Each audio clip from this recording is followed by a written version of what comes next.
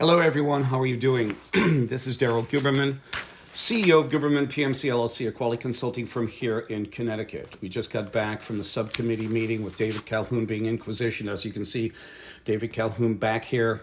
I watched many interviews with David Calhoun, and I knew he was going to perform just as bad in those videos as he did getting interviewed by Senator Blumenthal and his committee, the Department of Homeland Security Committee. I was down there. I also went down there in 2024 in April. Here I am supporting Sam Salipar, the whistleblower, okay, who spoke about the design issues with the 777, 787. You can do that now. Google quality issues 777, 787, and you should have a multitude, a myriad of issues coming up. So Sam is correct. We have documentation that proves, okay, without a shadow of a doubt, Boeing, as I've told you, the news media is not telling you, so I'm going to tell you, in 2009, Boeing was made an FAA regulator, which meant that they could do design, they could do new aircraft technologies like the MCAS, the design 777, 787, they could do that without having to go back to the FAA. They were made a regulator, which means this, they can design, develop, build, fly, and approve. Self-certification. That's what they did.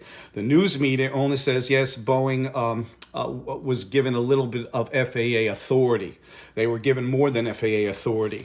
I love it when the news media comes out and says, Boeing lied to us about MCAS. No, they didn't lie. They didn't. See, the FAA is embarrassed now because they let the horse go wild. And rather than the CEOs who started it, was this gentleman over here, Mr. McCreevy. He started the 737. Went over to David Calhoun, not David Calhoun, but Dennis Muhlenberg, and then David Calhoun.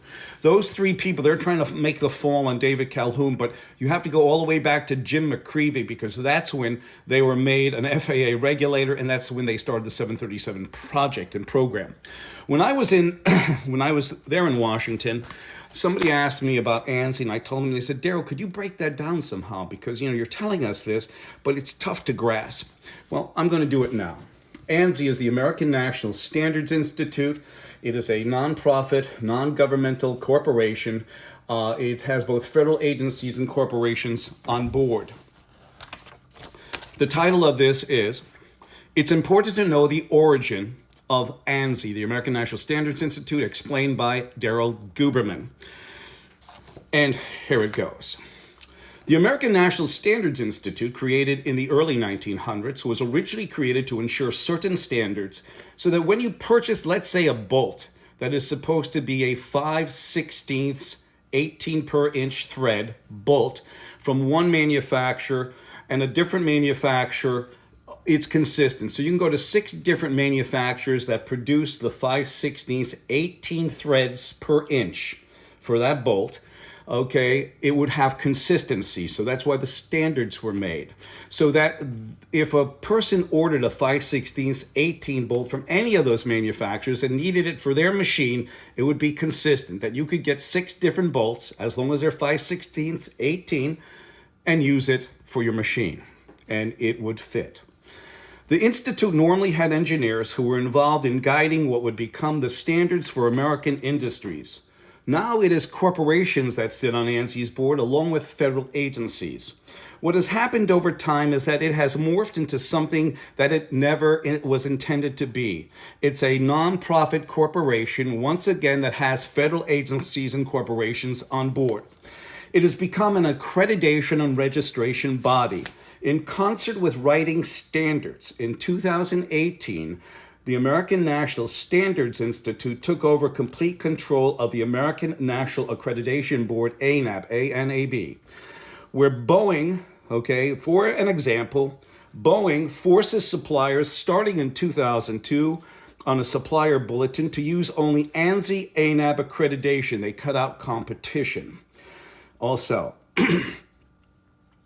on Boeing's supplier portal, they mandate suppliers and subcontractors to only use ANSI, ANAB, or international equivalent, which could be China, for example. The China National Accreditation Services is equivalent in accreditation to ANAB. Boeing also sits on ANSI's board that can grant, suspend, or take away the certification. Basically, ANSI-ANAB just rubber stamps any company, as we see with Boeing, as we see with Lockheed Martin, who produced 800 F-35s, and on the 801st, they're still producing them with, as David Calhoun didn't know, escapes, which is a rejections. That could cause loss of airplane, loss of pilot. You look at Pfizer skipping quality processes and standards. You look at Johnson & Johnson. I showed you Boeing. They all sit on ANSI's board by the FDA, USDA, FAA, DOT, FBI, DHS, and we're going to continue on. So basically, ANSI-ANAB just rubber stamps any company that pays for the accreditation. The companies can say that because it is ANSI-ANAB certified. Companies' quality requires little to no oversight. Therefore, it has the ability to perform. Okay, it has the ability to perform production functions that certain manufacturers need to have done. However, this is not always the case, and the Standards Institute was never created to become this bastardized function. This is the root cause of many of the issues that have plagued large companies today. On special note, ANSI is the founder of the IAF, the International Accreditation Forum, incorporated in Delaware. It is an association of national and international accreditation bodies. The IAF has its sister organization, ILAC, the International Laboratory Accreditation Cooperation, which is in Australia. And the final and most important piece of this puzzle, ladies and gentlemen, my fellow business owners, my fellow citizens, of special note, is that ANSI-ANAB is an underwriter for both IAF and ILAC, which means ANSI-ANAB takes all legal responsibility for both system failures and also product failures. Let me give you an example. The Alaska Air Door that escaped the aircraft. Legally, Alaska Air is part of it. Boeing is part of it. The door manufacturer is part of it. But also ANSI-ANAB is part of it too, because this door was manufactured and assembled and put into Boeing. And ANSI-ANAB and or an internationally equivalent that is equivalent to ANSI-ANAB certified the system, and also ANSI-ANAB takes product and system failure together. So I'm going to leave it here. I hope you understand this, that ANSI-ANAB are underwriters. ANSI started out on a good foot and over time has become not a standard institute. It is a corporation that is out of control.